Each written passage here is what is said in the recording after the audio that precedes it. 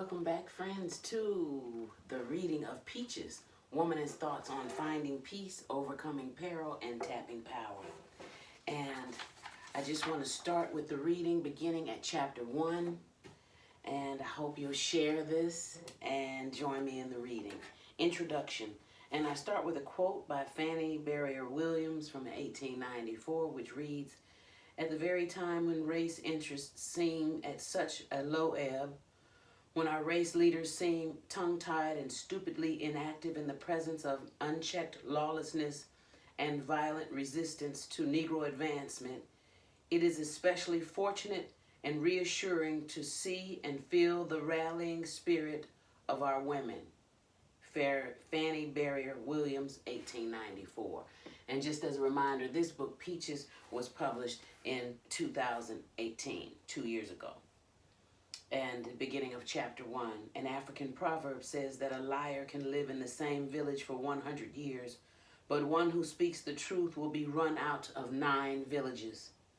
I have never been run out of a village, and although I am not the most polite and proper person, I am honest and humble.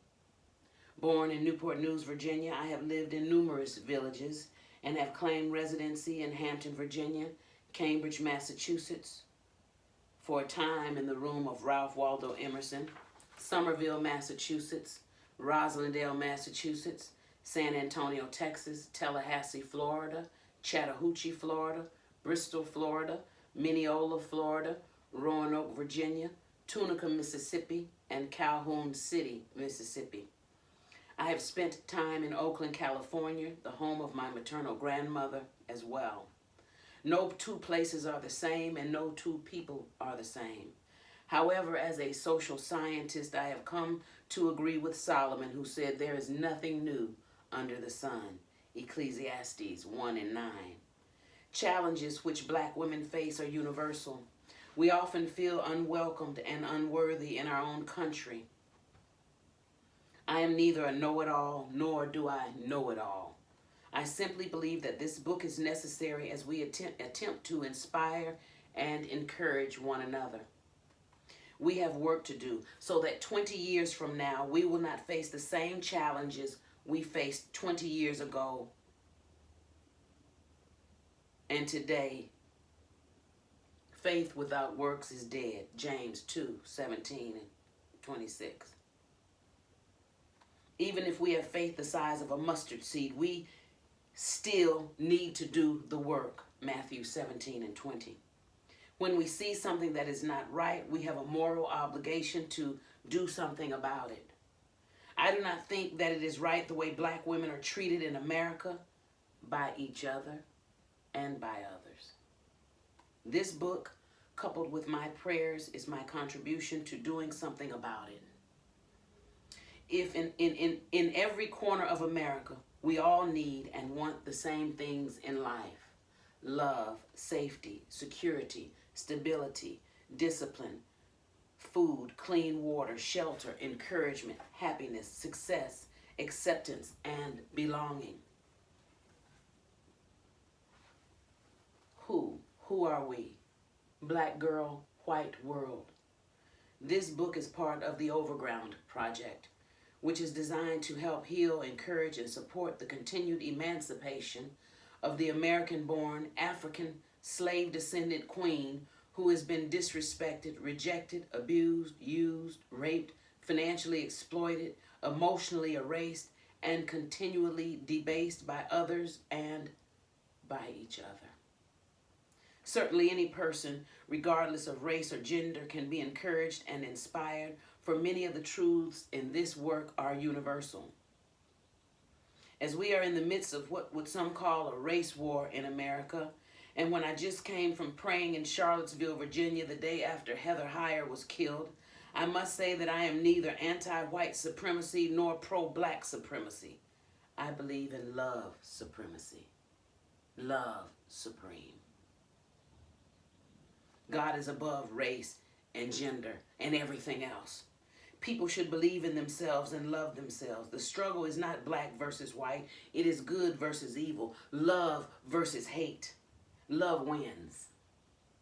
And since my black sisters, Peaches, have been bought, sold, debased, traded, and abused by those who look just like us and others, this book is for them. Love to the peaches. Love is power. Power to the peaches. Peach power. Yes, human challenges are universal. At the same time, this work is for my peaches. So I take my cue from Sojourner Truth and her 1851 historic speech, Ain't I a Woman? Here she calls the world to pay attention to the white woman's privilege or head start with regard to land, education, access, healthcare, etc., and the simple courtesies that were not given to black women. For many black women like me, America considers us to be politically and socially irrelevant, and opportunities for economic exploitation, i.e., predatory bill collectors, bills, babies, bodies, bottles, booze, breasts, buying, baking, bullying, etc. I cannot speak for all black women. None of us is the same. I speak to my peers and to the third and fourth generations. I must apologize to my peers because there are times when I do feel peerless. The solitary tour. I feel as if I'm a foreigner, as Pocahontas calls it, a gypsy, as Claudette preached about. I'm sure there are times when you feel like a motherless child or all alone on this pilgrim journey. No matter which box you fit into, if any, we all live in and or have roots in America. Some of the systems of oppression in America have hit black women the hardest. In her article, Slavery, Debt, and the Value of Black Bodies, Deborah Douglas sets the context for the world where we have survived and where we thrive. Quote, now that the proverbial white sheet has been pulled off, not so hidden notions of racial supremacy, the world knows what many African Americans have known all along. The real and metaphorical devaluation of black bodies is not imaginary nor selective. It's here, it's real, and it's in control, end quote. We are living in two separate realities. Beyond the ballot box, segregated and substandard schools, inadequate housing and food sources, the emotional abuse from mistrust, disgust, and abuse have put us in a position which in the past was bitter, but we are here on a mission to make it beautiful. Come along and ride on the Overground Railroad. Let's get it. The 2017 Women's March was the beginning of the modern-day women's empowerment movement. I give respect to the individuals and organizations who have worked tirelessly and earnestly to help the cause of women in general and black women in particular. This work is my small contribution to that movement. In the tradition of Mother Shirley Chisholm, whose campaign slogan was unbought and unbossed, I present this book as a survival guide, my word, for black women in America. The restrictions that the federal committee placed on me when I was a speaker at the Federal Women's Program event were troubling because the previous year in my introductory remarks, I mentioned that in order to be authentic in my presentation, I had to set the context of my speech as a black woman. White women, for example, were homeowners and degreed long before many black women could even attend school. Consequently, Maslow's hierarchy comes into play along with other pathologies which come along with being seen as mistrusted, slaves, and 3/5 human. The 13th Amendment to the United States Constitution states, quote, provisions allowed Southern states to count slaves as 3/5 persons for purposes of apportionment in Congress, end quote, even though the slave could not, of course, vote. This book is a presentation of theories, portraits, and suggestions set in an historical context designed to call each black American woman to action, peace, and success. It is also designed to call each American to a consciousness where we, black women, no longer need to be profiled, objectified, mistrusted, demystified, abused, used, stereotyped, and hated. The language in this book is not intended to be offensive. It is intended to be authentic, bold, healing, reflective, encouraging, and directional. I never use the name of the Lord God in vain. Other than that, it is open season.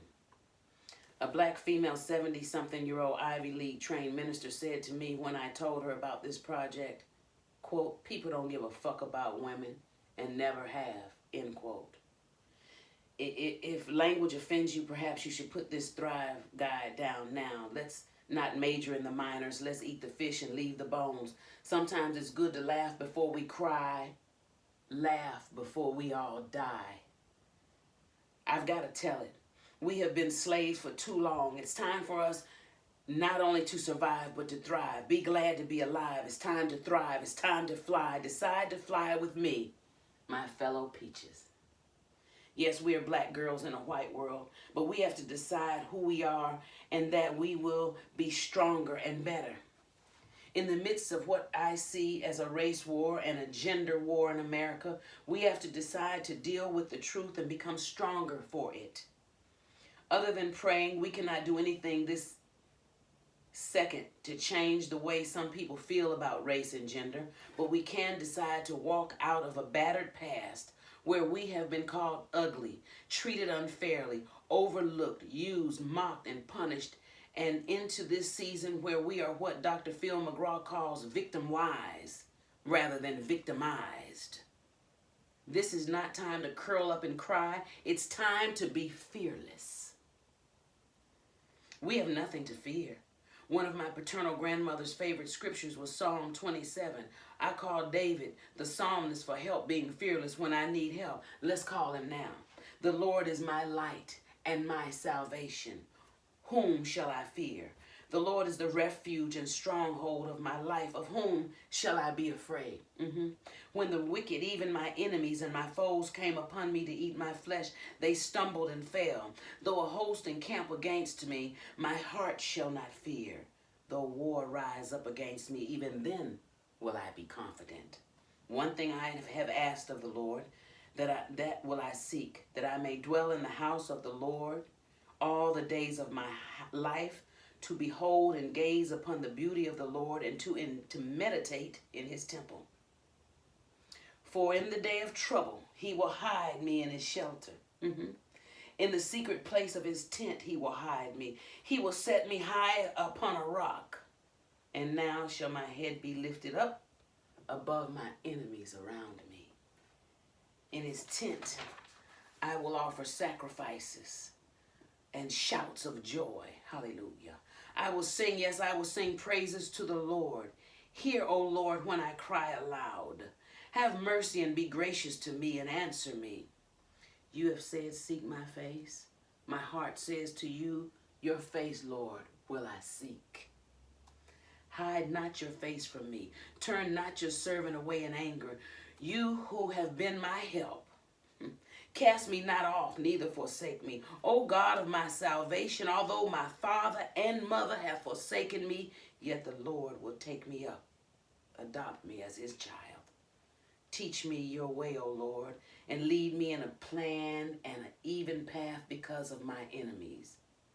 Give me not up to the will of my adversaries, for false witnesses have risen up against me. They breathe out cruelty and violence. What would have become of me had I not believed that I would see the Lord's goodness in the land of the living? Wait and hope for and expect the Lord. Be brave and of good courage, and let your heart be stout and enduring. Yes, wait for and hope for and expect the Lord. Psalm 27, 1 through 14. There are so many wonderful people who have poured into my life, and I am forever grateful. My wonderful father, the late Dr. Ollie M. Bowman Jr., the late Dr. Greer, Marie Dawson Wilson, Dr. Diane Wong, the late C. Dolores Tucker, Drs. Preston and Connie Williams, the late Reverend Professor Peter Gomes, the late Shirley Chisholm, and the late Rosa Parks, along with James Baldwin, Reverend Cecilia Williams Bryant, Reverend Elaine Flake, Reverend Dr. Jessica Ingram, and Gwendolyn Brooks helped to shape my early values as a social scientist and activist. I was honored to have been able to take a course with Reverend Dr. Katie G. Cannon, author of Black Womanist Ethics, study portraiture with Professor Sarah Lawrence Lightfoot, serve on a search committee with Professor Elizabeth Schultzer Fiorenza, author of In Memory of Her, a feminist theological reconstruction of Christian origins, where Reverend Dr. Sue J. Johnson was a candidate. Attend lectures and sermons by Professor Angela Davis, Dr. Janetta Cole, Reverend Professor Katie Cannon, Reverend Dr. Liz Walker, the Honorable Abel Mabel Thomas, and so many others. During the last 20 years, my son Legend, who is named for my father and his, has brought me closer to my own divinity. My husband and partner, Victor Shug Banks, who has been my best friend during the last decade, has shown me what trustworthiness, integrity, stability, and true love feel like. His jokes, along with the way he added much-needed laughter to this journey, are very appreciated. As Langston Hughes said, life for me ain't been no crystal stair.